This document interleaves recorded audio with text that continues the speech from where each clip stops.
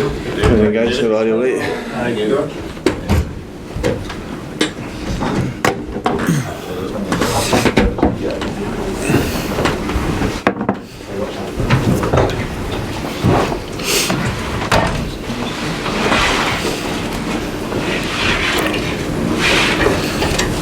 Jack, how are you and the squad feeling going into the playoffs? I'm looking forward to it. I think that we know that we've got a big game on the horizon on Saturday.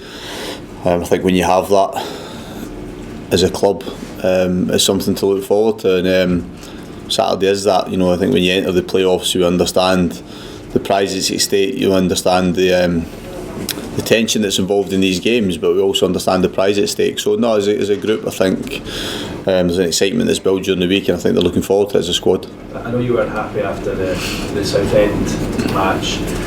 Does the lack of momentum, I suppose, at this stage concern you going into potentially three huge games? No, because I think out the last 6 games, the only one that I was really disappointed overall performance was Southend. It was the only one really that I felt as if we had dropped way below the standards that we've set by and large over the course of the whole season, and I think the players would accept that. I think the players would agree, and to do a 46 league game season, and I'm not saying we played well in all those games, but our approach to the game had been bang at it. We dropped below that those levels on Saturday in that last league game. Prior to that, it had been a frustrating period for us more than anything else because of the performances in games leading up to Southend, and the main had been pretty good. We hadn't been ruthless enough in both boxes, and consequently the results hadn't been positive enough for us obviously to remain in the top 2. So no, I think different if you were coming in on the back of 5 or 6 poor performances, but we've been far from that. Do you think then, going from what you said there, do you and the players, do you feel that there's enough in the tank to go potentially 3 more and make it 61 games for the season? Yeah, I think that I think undoubtedly there's been a demanding season for us. I think even if you look at our opponents on Saturday, how they finished the season, they might have even played more games than us this season. They've certainly played the equivalent, obviously with their Checkatrade run as well. They might have won one more game in the FA Cup, but it can take its toll. But I think when you have a week in between that last fixture in the regular season leading up to the playoff game, and also it becomes a 3-game season if you like, so that I think the ability to find more energy and more mental strength will be there. I think the players understand the prize is there for them, and consequently I think that will be reflected in their energy levels through these games as well. And of course, both teams know each other so well now. You're almost at the stage, I suppose, where you're sick of the sight of each other, but I suppose if there's nothing you don't know about each other, you seem to have been very evenly matched over the course of the season.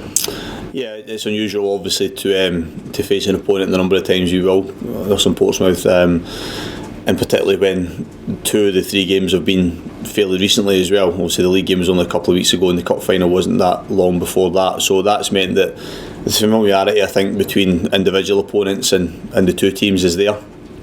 I don't think there'll be many surprises in that respect from both sides as well, and in all the games there has been very little between the 2 teams, so I would expect these 2 games coming up to be the same. Understandably for us, it's making sure we keep working on and stressing the things that we've done well against Portsmouth while recognising what they've done well against us, and making sure we can try and nullify that, and if we get the 2 of those things right, then we give ourselves a chance of progressing over the 2 games. You seem pretty relaxed about it all. How are the stress levels?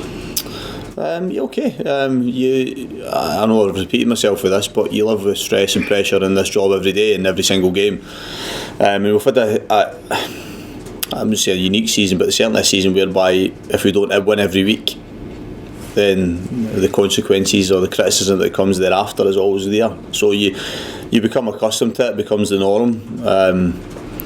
The truth is, for me, it's about preparing the team as well as I can for the next game, and that next game happens to be the first leg of a playoff semi-final. So that's been our focus all week. I've enjoyed this week. I've always enjoyed we've had very few clear weeks. It feels like over the last few months, so a clear week enables you to actually train properly and be on the training pitch more than you usually are, so I quite enjoy that because it's where I'm probably most content. So we've had a good week in that respect, and I think it means you go into the game feeling as absolutely well prepared as you can be. How are your lads that have missed the last couple of games? I know you've rested after, so how are they for this one? We should Yeah, we're pretty much at full strength now. Aidan's benefited from this extended break we've managed to give him. Lee and George had some minor issues that they meant they missed the Southend game. Will be fine.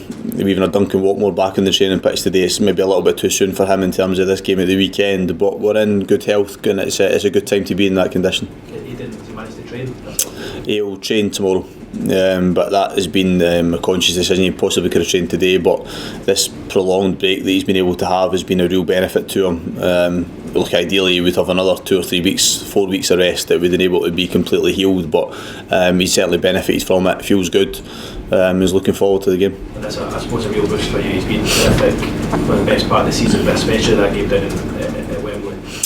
Yeah, he's people will always point to just his natural ability and the level of the game he's played at, but what he's done this season is married that with a real hunger about his play and a desire to try and take the club back up and achieve promotion. I think that's reflected in his performance levels, and when you marry those two things together, he's always going to be talismanic for you, and he's done that time after time. So to have him back available is a huge boost for us. We recognise the quality he brings, and the more match winners you can have on the pitch in your team, the better for you. Thanks, Keith.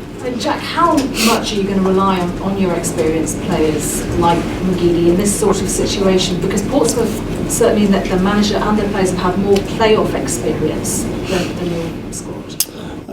Yeah, I think there's still several in our squad. We can look beyond the ones that are very obvious that have experienced football at higher levels, such as Aidan and Lee and Grant and so on. But we have players like Luke O'Nien and Charlie White who've experienced playoffs and experienced playoff success. So we have a good balance and wealth of experience through the squad for different reasons.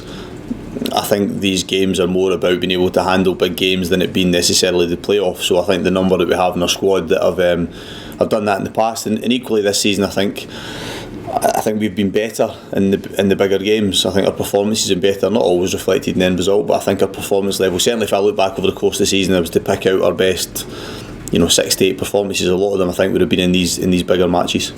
I don't suppose it makes any difference, but would you rather that the first leg had been away from home, that you had the second leg back at the Stadium of Light? Do you know what? Timing wise for me, it's probably a brilliant time to say it doesn't matter, because I've just watched 2 games last night and the night before that it just shows that it makes not a jot of difference. And I know there's always different theories. Traditionally, it was always seen as being better to be at home in the second leg. Then opinion shifted on that, and the truth is it doesn't really make much difference. It's about who's better over the 2 games, and I think we've seen that over the past 2 nights as well. Will you be channeling a bit of Spurs and Liverpool spirit the weekend? I would hope over the 2 games that we don't find ourselves in the position whereby we're having to come back from 2 or 3 goals behind. That would certainly be the ideal scenario. I suppose both yourselves and Portsmouth haven't had the best run of late, so usually people talk about momentum. Neither of you particularly got momentum at the moment, so does that just make it anyone's guess? I genuinely don't think it makes any difference going into playoff matches. I think that they have a different feel and intensity around them. It's again, and I can point back to these 2 games that have taken place over the last 2 nights. When you have a 2-legged match with big prizes at stake, you look for a performance level from players, you look to approach the game in a certain way, but there's a lot of emotion involved in it, and emotion makes players do things that you can't predict, and it's about making sure you maximise the chances of coming out the right side of it. And so I think you can go into playoffs in the best form or the worst form. I think it really just comes down to who can handle the pressure and the expectancy over the 2 games, and who can find a way to win over these 2 games, then hopefully a third one as well. And as you say, that certainly with the Spurs and the Liverpool games, that tactics have at some point just gone completely out of the window. And is that the sort of thing that is very easy to happen in these high pressure games? I think it's a nice reminder for people, and maybe I'm not trying to say it to deflect away from the responsibility of a manager or a coach, but I think it's a nice reminder for people to say that we work in a sport that's incredibly unpredictable. It's why we watch it, and why so many people have commented in the past 2 nights as saying that's why we love football, because that's what happens. I've watched some of the best players in the world make decisions that they wouldn't normally do, but it's because they get caught up in the emotion and also the communication aspect of it, either from the sideline or from your teammates on the pitch. becomes nigh on impossible because of the noise levels that are within stadiums. So I think it's just it's a nice reminder to say that I think we probably believe that the game is paint by numbers. It's far from that, and the truth is it comes down to fine margins all the time, and that will be the case for these games over the next 2 or 3 weeks as well. I suppose, as last night showed all too well, never underestimate the long ball. Yeah, well, it'll be now there'll be a clamour for everybody to play that way, and then that'll get thrown out the window. And I think everybody wanted to play like Ajax, didn't they, prior to the last half hour last night, and then people changed their mind again. So, beauty of football. No pressure to entertain on Saturday though after the week we've had. Yeah, that is the thing. Yeah, if you're an armchair fan and you've watched these games, then you've been spoiled this week. So you'd be no surprise I couldn't care less about that as long as we come out in the right end of the scoreline. Jack, obviously there's a bit of disappointment about the place with not getting the automatic promotion, but can you make a virtue of the fact that, as you've touched upon, the playoffs, you almost get to hit the reset button for a lot of things? Yeah, I think that I think there has been we're probably, it feels at times that we're the only club in the country that isn't embracing, I don't mean us internally, almost isn't embracing the fact we have these games, because they create an excitement.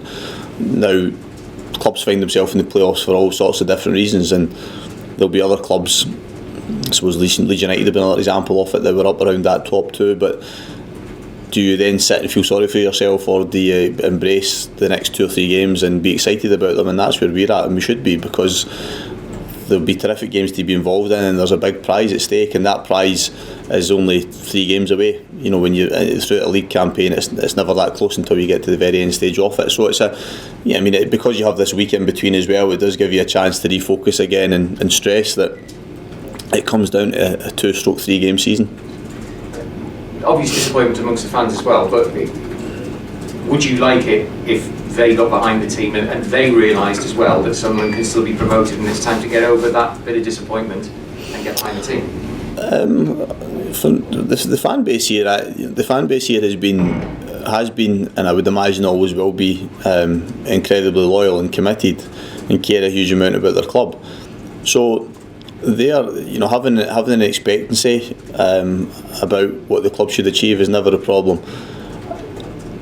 And I'm fortunate that we've got a club that supporters come out and back them in such large numbers. But again, stripping it down to my job, if there's 100 people in the Stadium Light on Saturday, if there's 49,000 in the Stadium Light, it shouldn't matter to how I do my job and how I try and motivate a group of players and we win the game. And that's how I've always looked upon it. And then if I motivate them and prepare them in the correct way and it gives us a greater chance of winning the game, then I'm giving the fans the reward they deserve for their support. So genuinely, for the last week, I've probably became quite insular, and that my focus has just been on about making sure the team is absolutely ready. Anything that's going on outside of that, I've not really noticed. I haven't been aware of. Not even sure how many tickets were sold or whatever it might be. It's just been about making sure whatever team takes the pitch on Saturday is set up to go and win the game. And just last point about that, I think you've had an interesting experience with Sunderland fans this season, but what you will have found out is that if the team plays well and they're enjoying it, they will 100% back. Yeah, we've had some really enjoyable occasions this season as well, away from home and at home. Some of the occasions at home, off the top of my head, Charlton home first game of the season, the recent home match against Doncaster, the recent home match against Portsmouth, the atmosphere within the stadium was terrific. People that were at the game were commented upon it, how the players felt it was on the pitch, and it's a huge plus for us when it's like that. But you can never take that for granted and expect that to be the case. I think that you have a duty to provide something on the pitch that makes people feel that way from the stands, and so that's all we're focused on, is making sure that we produce a performance and ideally a result that makes people provide that type of atmosphere. Thank you.